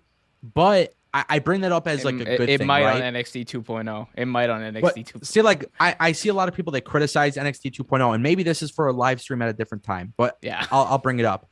NXT 2.0, people hate it. People are like, oh, too many characters. It's not enough wrestling. Oh, WWE Raw, too many characters, not enough wrestling. SmackDown, too many characters, not enough wrestling. Right. But the thing is, you're right. WWE is not a pro wrestling company. And the one thing I've learned about this, and this is why personally, as a fan speaking, if you log off social media, you tend to not care. I promise you, if I was not making wrestling YouTube content, if my job didn't depend on over analyzing wrestling and having these wacky takes and fun stuff that I say about wrestling, I would enjoy all of these shows. And that includes AEW, Impact, and WWE Raw. But the thing is, we overanalyze things because we're in this bubble that constantly overanalyzes. So ultimately, Impact is just as much like WWE, but you just don't realize this because they mask it a little bit differently. Not to cut you off, but no, that's fine. That's fine. Maybe that's true. I don't know. I feel like I don't know. Like I've noticed, like like there's like a little bit of a difference from before I started covering wrestling. Like, but I'm like for the most part, I do have like a lot of the same like opinions about it. But I don't know. Again, that's a debate and a story and a talk for another day. Royal Rumble though. Let's talk about this. So my predictions, my first two predictions, the people I think could and probably should win. My number one is Big E. Look, they got the title away from Big E. I understand the shock value, and usually that's one of the old like wrestling tropes that Vince has kind of stuck onto through the years, where it's like, oh, when you have a match that changes last minute, the replacement always goes over. That's like very old school wrestling trope. I get that. Boom. But his title reign, it's about, like you said, they create moments. It started off with such an epic moment because everyone was happy about Big E winning. Everyone was excited, elated that this dude who had been great, like look how happy he is in this graphic. He's on the right. Look how happy Big E is in every graphic you ever see. This dude is just like positivity personified. And when he won, it was such a great moment. And then you watch the TV show and you're like, okay, yay, let's keep going. And that sustained you. The moment sustained you for a while. But eventually his title reign, for a lot of people, began to be stale.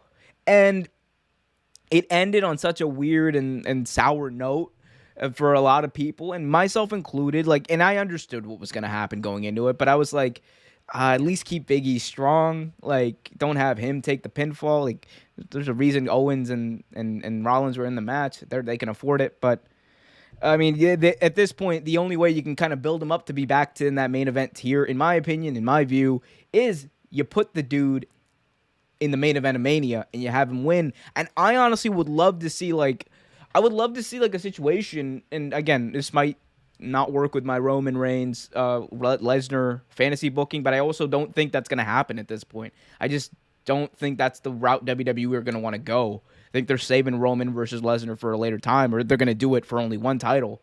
But I think Lashley versus Big E, you have a chance there, if that's like one of your main events, to do something massive. Like, both of those dudes are going to be able to say, like, they main evented Mania, whether or not they lost. It's going to be a big moment for both of them. And Big E, if he goes over and he finally conquers Bobby Lashley without the Money in the Bank stipulation, like, you know, that Bobby Lashley would hold over and be like, you beat me in the Money in the Bank. You like, you know, I already wrestled that night, blah, blah, blah. Like, for him to win clean, I think that would be a big deal. And again, all of that might be my own opinion, and WWE could be thinking, oh, look at this kid, Austin McMahon theory. He's gonna go out there, and this is Vince McMahon in 2021 or 22. Oh, Vince, Austin, you're gonna go out there and you're gonna win this match. Like, look, I actually wouldn't mind Austin Theory. I wouldn't hate Austin Theory winning. I'm not at this point. Like, it's just like the meme of him winning, I think would be insane. Like genuinely, the meme of Austin Theory. I'm kind of like you in this way. I either love like strict order, linear storytelling, or complete and utter chaos that almost makes no sense, but is just like, I feel like that's a meme that could sustain itself into WrestleMania. Austin Theory, but I don't know. Anyway, my second Austin Theory is not my prediction though. My second one, I think, for me, is Kevin Owens. I think that is a dude that WWE they've they've missed the ball with him a few times, and I think recently he's been doing a lot of great work. Like he for me was like one of the one things on Raw when they had like during the NFL season when it wasn't as good. He was one of the things I was like really excited to see. I was like, oh, Kevin Owens promo, great, that's great. And then he would go out there and just do his thing, and he's already a great wrestler. And I'm a huge fan of Kevin Owens. I've always wanted to see this dude succeed in WWE, and why not? My number 3, this is my upset pick, and I know there's a lot of people out there who think Brock Lesnar or Roman Reigns, they're going to go in there and they're going to win this Rumble. I don't think that's going to happen. I think if there's one surprise, you got to call the kid up from NXT. You got to call up Braun Breaker and have him have his dad's music from WCW 1993 or whenever it was. You know the old Steiner line music. You got the Braun. You got how the song goes, like you got the story about 2 brothers named Rick and Scott. They look kind of hot. Steiner line. Like get that, break it out. Let's go and let's push Braun Breaker. Whatever. He's not going to be called Rex Steiner. That's fine. I like Braun Breaker. Push him to the moon. Have him go up against, I don't care whether it's Lashley, Lesnar, Roman. Have him go over. Braun Breaker is someone who I like, I was like obviously lukewarm on him in the beginning. And then, you watch him and I'm like, oh God, this guy's actually pretty good in the ring. And then in the War Games match, the one thing I noticed about this dude that made me such a huge fan was his in-ring charisma. I'm not necessarily talking about his promos, but his facial reactions in the ring when he's wrestling and in that big moment. And that NXT War Games match for a lot of those young guys, Grayson Waller and Tony D and the like, that was a huge moment for them. When I was watching that, I was like, dude, Braun Breaker stands out because this dude, his facial reactions, it's exactly what WWE is looking for. And it's exactly what a lot of pro wrestling fans are looking for because he's almost telling the story with his face. He's showing his expression so well, and he's able to line that up with whatever spot or whatever movie he's about to do. I'm a fan. I'm a stan. Put the belt on Braun Breaker. Put a jetpack on him, send him to the moon, send everyone to the moon. I know I've said it like a few times, but Braun Breaker, that's my surprise pick. Will it happen? We'll see. And you guys can see on my WWE Royal Rumble live stream this Saturday night right here on the YouTube channel. Hit the like button, subscribe, hit that notification bell, and go. Up to you. So I can't believe Austin Theory even came out of your mouth because now I'm gonna be Mr. Power of Positivity. What happened to being positive? I said Summer Rae, let me explain. And you're like, I'll be positive about that. I like Summer Rae, bro. Summer Rae, Hey. Hey. So I'm gonna explain this in smart terms and what I actually think will happen. Right? This is not me fantasy booking some crazy stuff. This is me like being pretty dead serious. Right? I think the Usos cost Lesnar his match. Lashley wins the championship. Lesnar doesn't need to enter the Rumble. In fact, he should get in the Rumble. I think somebody should eliminate him. Maybe it's Omos. Maybe it's somebody that you want to set up for a feud later on, months and months from now after WrestleMania. Because here's the thing. If Lesnar actually loses against Lashley, thanks to the Usos, Lesnar could go back to SmackDown. They could continue this storyline, just like how you mentioned the typical wrestling trope of where, the replacement guy wins. This solves that, right? You got your pop from Lesnar winning. Now Lesnar could go back and fight Reigns, getting his revenge. He doesn't need to win the Rumble. So what I think could happen, I like how you mentioned Big E. I think Big E versus Lashley would be a phenomenal main event or championship worthy match at WrestleMania night 1. That should, because I do think I'm very serious about Rousey winning the Rumble. I think WrestleMania day 1 should open with the WWE Championship match. So Big E versus Lashley could be very, very cool. And I could see that being possible if Lesnar were to lose thanks to the Usos or the Hurt Business costing him the match, right? Now, with that being said, one thing that I think a lot of people kind of forget about, and for some reason my camera keeps overheating, so I do apologize about that. But one thing that I think is really, really important to understand with this match when predicting it, because you mentioned Austin Theory. Austin Theory is going to be punished for what happened against AJ Styles on Raw, right? So he loses to AJ Styles on Raw. Now, keep in mind, before that segment, he went to Vince McMahon and said, hey, give me a high number in the match. And Vince goes, oh, I don't know why you think I even have some sort of anything to do with this, right? Mm-hmm. So I think Austin Theory actually draws number one. And this is going to be the Iron Man, Rey Mysterio type of story where Austin Theory lasts 60 minutes, but then does get eliminated.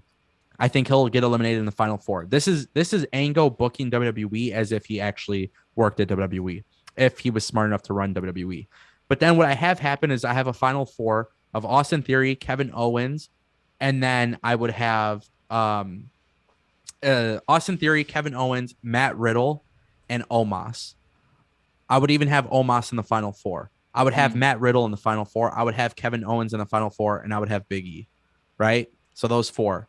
And I think out of those four, the scenario doesn't change other than the winner. So Big E wins the Rumble or Kevin Owens wins the Rumble as well. Now, keep in mind, if Big E wins the Rumble, Big E versus Lashley. If Kevin Owens wins the Rumble, Reigns lost the WWE Championship, Universal Championship to Seth Rollins. And now you have another dynamic because Seth Rollins and Kevin Owens have been buddy-buddy lately. Kevin Owens goes full-on babyface and challenges Seth Rollins for the WWE Championship, Universal Championship at WrestleMania. So I think those two would be the most ideal. It's very hard to predict this match because I genuinely believe a lot of this match has to deal with the outcomes of Reigns and Rollins and Lesnar and Lashley. Yeah. But I love the idea of WrestleMania Day 1 kicking off with Big E versus Lashley. And I think, Omos, for example, every year they have that one guy that eliminates everybody. Omos is that guy. And I know a lot of people don't like Omos. I know they compare him to Great Khali. I understand that people have this hatred towards him. But I genuinely believe that that's exactly what WWE needs, because if you have Matt Riddle in the final four, him getting eliminated by Omos would make sense. Him getting eliminated by anyone makes sense, right? Out of that final four. And then if you have Kevin Owens, for example, and Big E for just one brief second team up to take out Omos, because that's usually what happens, right? People team up to take up the bigger guys. If they team up together to take out Omos, then you put a scenario of either having Kevin Owens or Big E tossing the other guy out. And I think Big E being the babyface, that's going to be the massive pop. If Kevin Owens did it, it would still get a massive pop because people would be shocked. Interesting. Oof. This Royal Rumble. I remember back in 2017 when the old tagline was, "You will remember this Rumble." I will remember this Rumble because there's so much possible. There's so much that's possible, and I don't know. Now I'm just excited. Now again, it's the one pay-per-view that WWE, if it fails in the build-up and the fans say it fails in the build-up, it is truly their fault because it's very easy. This is the easiest thing that WWE can build up to. It's the Royal Rumble because you don't really need to build. It's just 30 people, one ring, one left standing, one championship match. Boom. And again, that's just perfect. It's perfect. Wrestling is simple for me when it's perfect. You mentioned there that, at the end of the day, there could only be there's going to be that one guy who ends up going through a tear and eliminating, 8, 9 people in the Rumble because they always do that with the one big guy. You mentioned Omos. Omos is breaking the record. He is. See, you mentioned Omos, and that's probably the correct answer. If this was a legitimate predictions thing, yeah, you're right, and I'll predict that too. But what if? And here's the thing. This is my desire. So, I'm probably the only one at this point who wants this. Man, there was one thing that WWE has been building up over the past number of months that has just, at this point, it's transcended memedom. It has now just become the thing they do. I want Veer to come at the Royal Rumble. I want Veer to come because he's been coming. All right, he's been coming for the past. They said he was. He has been coming. All right, Veer, I can confirm. But man, it is and again, I don't know what's going on. It is criminal that they are making this man probably walk from India. That's probably why he's so late. But it is. But I actually would. I would love, and this is also me speaking as someone who is Daisy from the Brown community. Man, if Veer comes in there and just tears it up, I'm gonna mark out because one, it was like a great meme. Like the fact that WWE didn't even know what they were doing when they put that thing out, I was like, oh, this is genius. This is like so like, you know, it's gone full circle and become super genius because everyone kind of picked it up and now it's just a big meme in wrestling.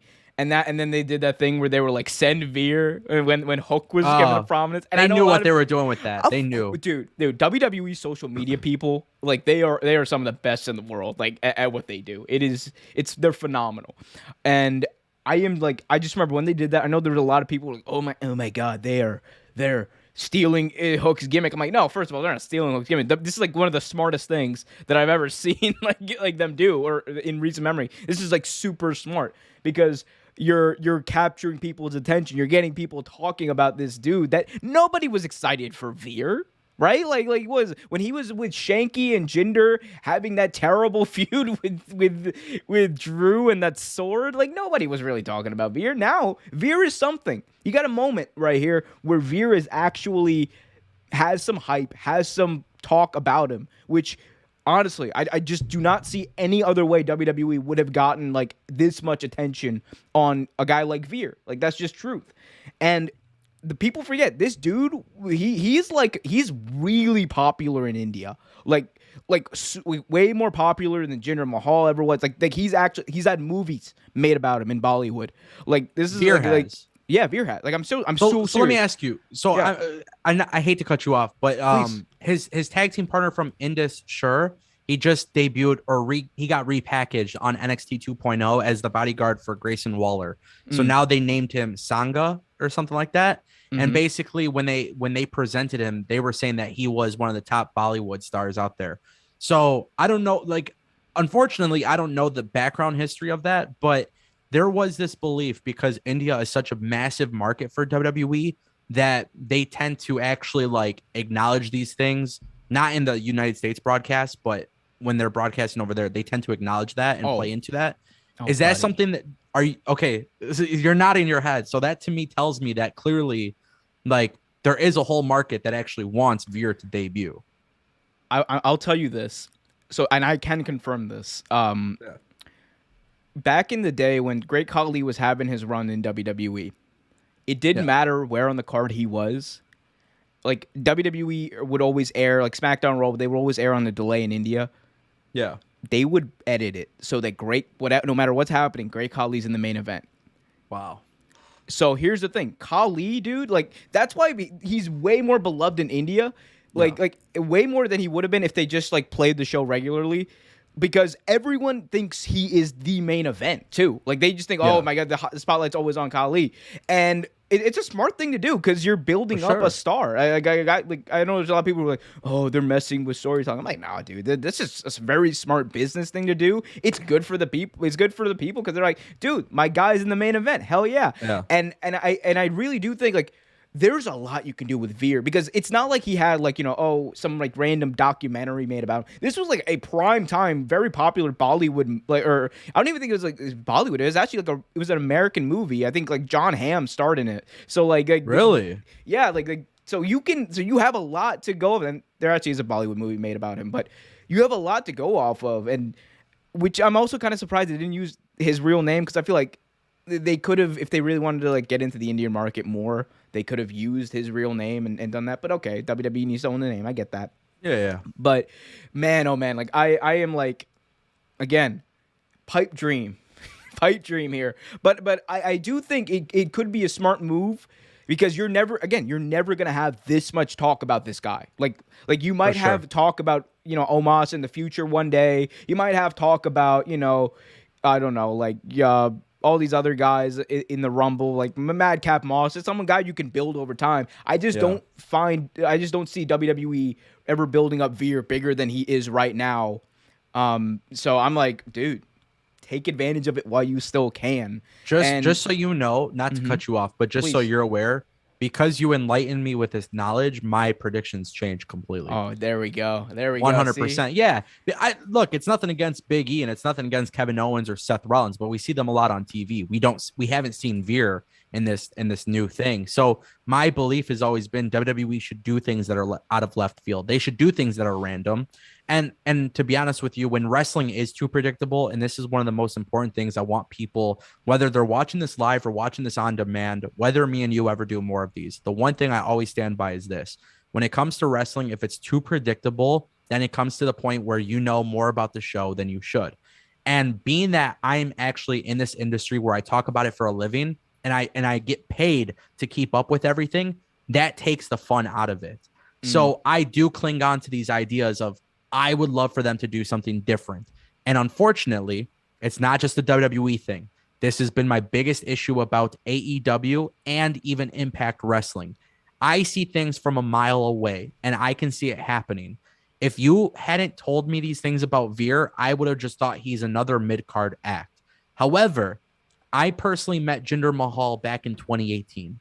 My experience with Jinder Mahal was a very good experience. And I remember when he was WWE champion, I told people that was my favorite championship run in the last 10 years. And people looked at me like I was crazy. And the reason why they felt strongly about that was because Jinder Mahal was known to be a jobber in the past. But why did I love that? Jinder Mahal came back into WWE, completely reimagined everything you can possibly think of, and was dominant. The championship reign, the matches, the storyline with Randy, the matches with AJ, the celebration with the dancers and all of these different things, that was amazing. Singh brothers, man, taking all those for bumps, sure, those insane for bumps. sure.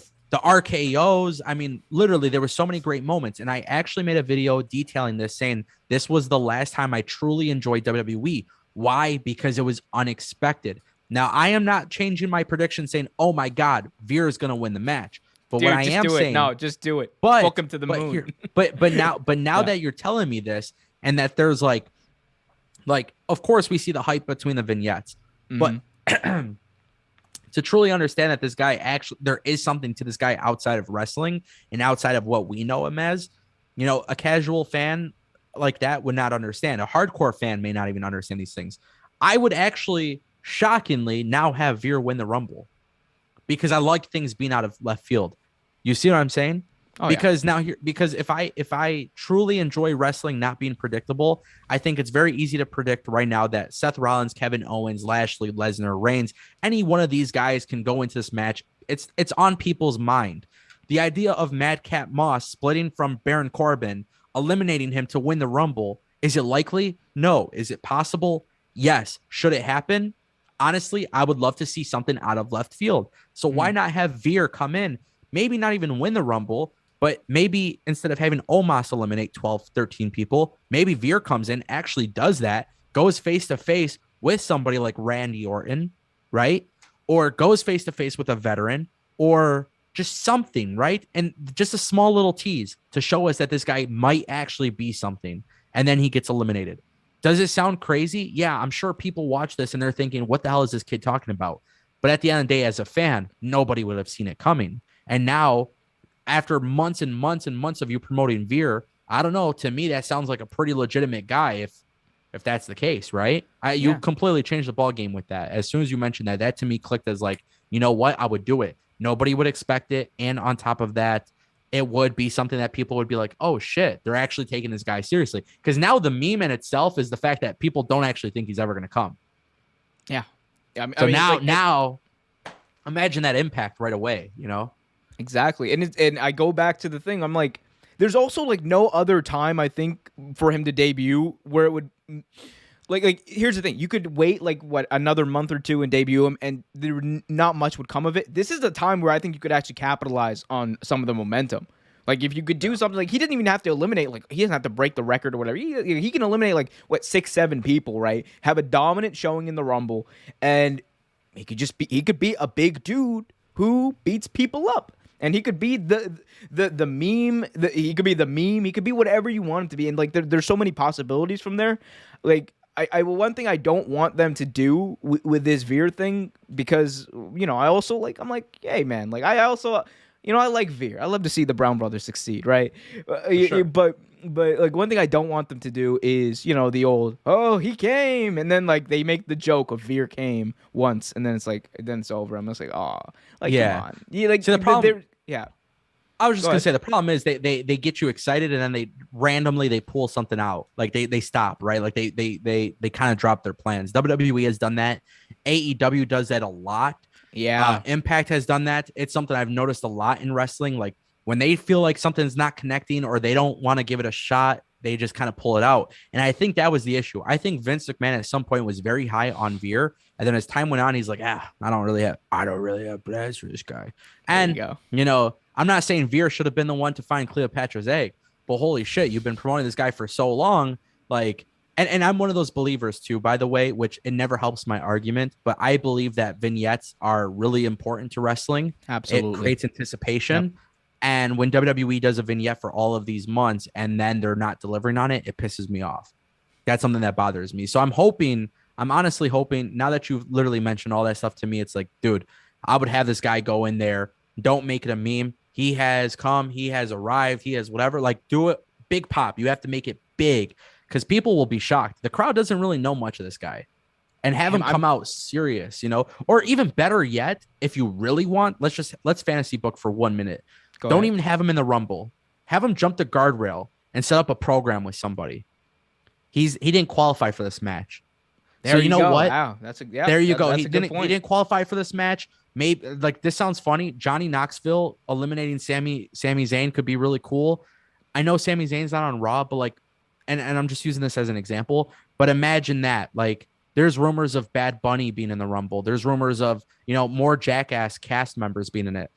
I don't know. Maybe have Veer get in the match and be like, okay, maybe instead of helping somebody eliminate a wrestler, maybe he goes and eliminates the cast of Jackass. And then on Raw, he goes, look, like, I'm not even booked. They've been, he could destroy the meme. Oh, they've been saying, I'm coming. I'm waiting for my call. I'm coming backstage every single day. They don't put me on TV. So you know what? I'm going backstage. Yeah. But do you see what I'm saying? Yeah. Like, to me, that's still effective, even though he's not getting eliminations. He can go take out Johnny Knoxville or Bad Bunny. Oh, why did he do it? I've been waiting every week to come on television, and nobody's bringing me in television. So you know what? I bought a ticket like everybody else, and I said, screw it, I'm doing this. Like, I don't know. I'm just trying to be a little bit more fun with the fantasy book. No, you're right. They would need to get someone to speak for him, though. And that's like the one concern I have. I'm like, damn it, you shouldn't have fired Ranjin Singh, man. Shouldn't have fired Ranjin Singh. It's like the perfect guy to come out there with Veer.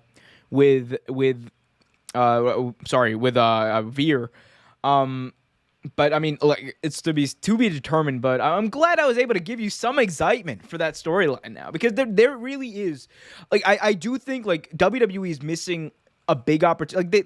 We could talk about missing big opportunities, but I'm like, with that specific thing with Veer, I'm like, that is like a massive global opportunity for them to make money, for them to like get people excited and actually pay something off in the long term. And I really hope they do it. I really hope they do, because I think, like, a few weeks the meme's just gonna run out. Like it's gonna run its course, and you're gonna have to debut him. And then when you do, what's it gonna be? Like, that's the one thing you don't want to do with this. So I think right now is the perfect time to debut Veer. Wow, we just spent like, what was it, like 10, 15 minutes talking about Veer. When did you think you were gonna do that, huh? Yeah, no, I mean, it was not. Again, it's just I can't remember who told me this, but they said if you don't know something, it's okay to not know. Yeah. And like, there's like a whole quote with that. I can't remember, but it's okay to not know. The best thing to know is knowing that you can't know everything. And that right there is huge, because I think it's just like this pay-per-view is, and I love some of the things that we've said, because there's a lot of chaos. There's a lot of unrealistic and realistic possibilities, but this is the one Rumble where I think literally anything can happen. And I don't think I could be disappointed in this pay-per-view. And I give WWE credit here, because people love to harp on WWE. They do. It's the cool thing to do on the internet. And, my audience hates WWE. They've told me they don't care. They don't want to hear about WWE. And personally, I still talk about WWE because I think there's things about WWE I enjoy. Mm-hmm. And this is the one time where I genuinely think, holy shit, anything can literally happen and I will be happy with it. But there's one big but, and this is what I'll leave everybody with. At the end of the day, no matter what happens at Royal Rumble, this is the biggest concern that I have. And it goes back to what we were saying earlier about let it play out, let it play out. Mm-hmm. How many more times can we let things play out? That's my only thing. We talked about Big E versus Lashley. I mentioned the whole thing of Usos costing Lesnar the match, or the Hurt Business getting back together, right? But somebody in the chat mentioned it. They said, oh, they broke up too many times, the Hurt Business, right? All of these things could be great storytelling. I don't think there's one thing that we said today, despite how crazy and over the top it sounds. I don't think any of these things coming out would if anything, if any of these things happen, I don't think people would be disappointed if people watch and truly invest their time into it. I don't think people could be disappointed in it. The problem is how many people are actually willing to let it play out, because I think whatever happens here, there's nothing definitive. Unless Rousey wins the Rumble.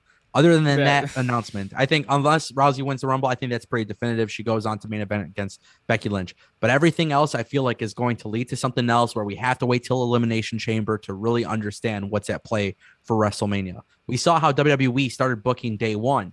It's supposed to be Seth Rollins.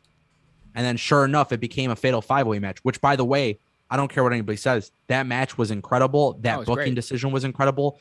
Big E losing that match was incredible. I like the way they did it because I think Kevin Owens needed to be protected.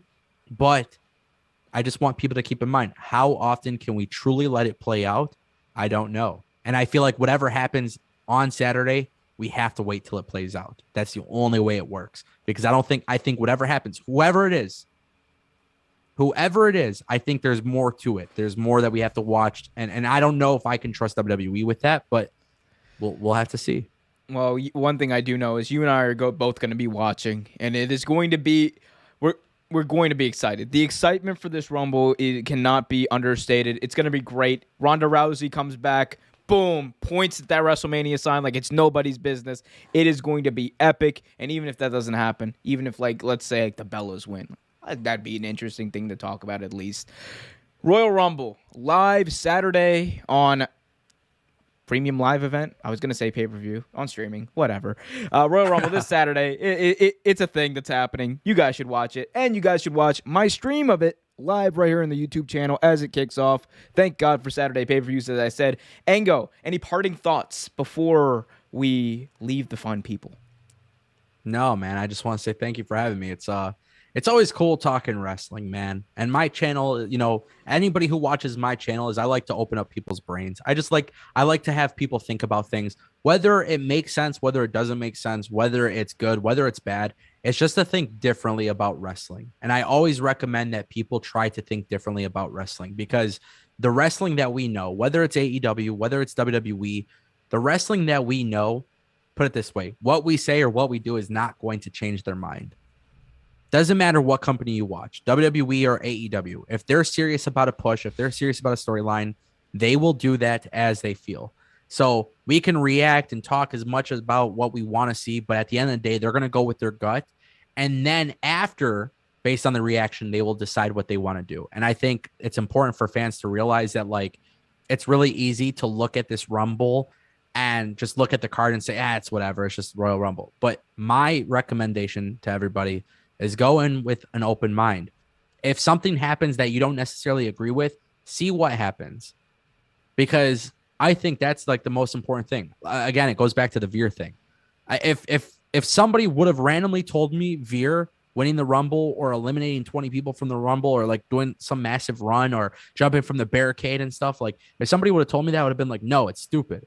But now there's context to who the person is. Now that I know that, it's like, oh, I want to see that happen. Why do I want to see that happen? Because I know there's more to the story than what they've told us. And I know that there's going to be a certain area or a certain market of people who would be interested in that. And that only happens with a brain, dude. You got to have an open brain to wrestling. You look at a guy and they make their debut. You know nothing about them. You don't know why they're going to be important. And when you don't know why they're going to be important, you don't think they're going to be important. That was the reason why people shut things down in wrestling. So I've learned over time just to have an open mind. Do I want to see Rousey versus Becky Lynch? No. If I had it my way, I would like to see WWE unify both brands, champion versus champion, unify every single belt, completely rebrand Raw and SmackDown, completely rebrand the titles. I want to see a complete makeover. I would book the shows completely different. But here's the thing. I don't have that choice. So right now I'm willing to watch it, see what happens. And then once it concludes, I will say, okay, this was good. This was bad. And I will say this. Real Take Sports is the second best channel on YouTube next to mine. So with that being said, thank you for having me. Well, that's a crock of shit. All right. It was we are by far the best channel on any space. I don't care if you go to YouTube, fucking Daily Motion, Rumble. I don't care what you're watching. We're the best. But Ango's pretty good too. As Cincy in the chat says, Ango is a pretty cool dude. And if you guys thought he was cool here, you guys can go over to www.youtube.com/AngoYT. That is ANGOYT. And you can follow him on Twitter at @theofficialango. Wrestling news, daily videos. This dude's got you covered. He's been doing it for a while too, and he's very, very smart about it. Not in the smarky way. I meant that in a very intelligent way. Either way, people are gonna take that out of context. Whatever. For sure. For sure. We love you, wrestling fans. We love the Rumble. We love this time. Until next time, I've been Omer for Ango. Real Take Sports meets Ango YT. What a time. Until next time, everyone. Keep it real.